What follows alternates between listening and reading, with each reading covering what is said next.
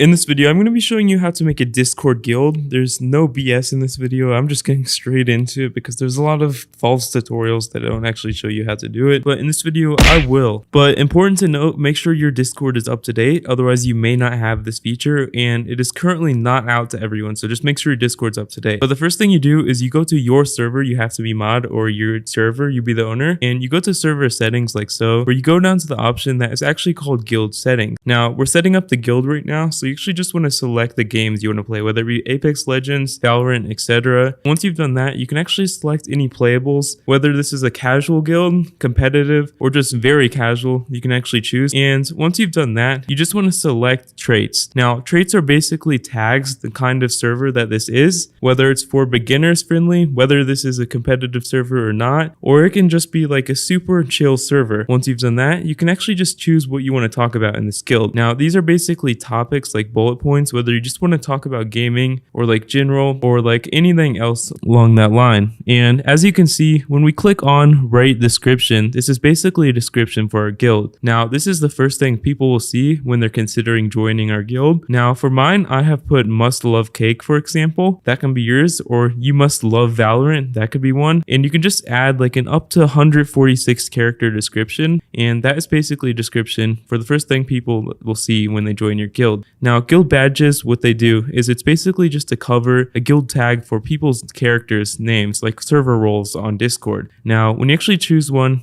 I recommend just choosing whatever one looks the coolest, or they could actually have meaning. Different colors have different meanings, just like server roles. And finally, we've got guild profile. Now, guild profile it's actually more like server roles, where you can actually choose badges and actually just show what people's rank is in this server, whether it be a god, a okay person, or just a casual player on this guild server. Now, when you've done that, you can actually just go to the join application option and you can actually add as many questions as you want. For example, I've done do you like cake? And maybe they have to say yes to this question, or it can just be a completely loose-ended question that they have to answer to actually join this server. And you can do as many questions as you want, but it's basically just a general guideline for when it comes to people joining the server. And you as the server owner, or whoever is a server owner, can review it to see if you want them to actually be part of your guild based on their server application and their answers to the questions. And as you can see, when I exit out, just saving my work, you can actually just see my guild profile right here, and you can invite people to this guild, just easy as that. If you found this video helpful, leave a like down below. I spent a lot of time trying to figure this out. Share this with a friend who also needs to learn about guilds and how to set one up.